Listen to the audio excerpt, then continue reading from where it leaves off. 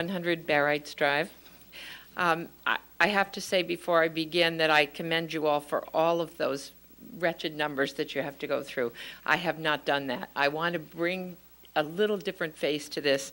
And I've been a resident of Cheshire for 44 years. I had a business for 28 years, and I've watched the town grow from a very rural community to a community which provides many and varied services. I'm proud of that. But during those 44 years, gosh, it's a long time, my family grew, and my husband and I wanted to provide our children with all those same varied opportunities. And we were able to do that only within the constraints of our income. We could not just demand or ask or expect additional pay when our expenses increased.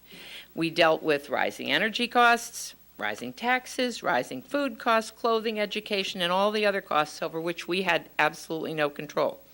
We had student athletes for whom we paid costs of uniforms, and we paid for school trips and participated in school fundraisers and all the things that Cheshire families still do.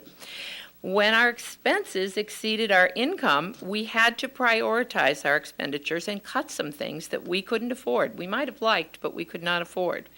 Today, our children are supporting their own families the same way. You, as elected town officials, are parents of our Cheshire family. It's up to you to make the hard choices. It's up to you to control our spending so as not to exceed the family budget.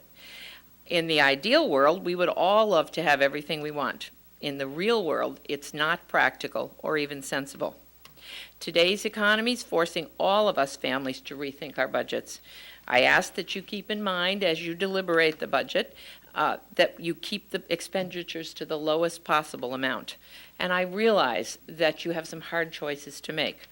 I applaud the need for a surplus. I think that's great. I urge you not to depend on that surplus to fund continuing expenses, because soon that will disappear.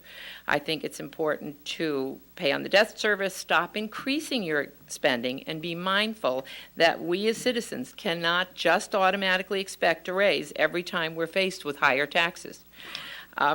You've presented us with a couple of options. I think you've been presented with a third one tonight. I ask that you consider them.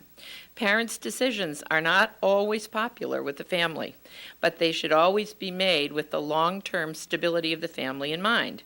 I know you'll be mindful of your role in the process and stand up and make those hard decisions necessary to keep our overall expenditures in line with our income. Thank you.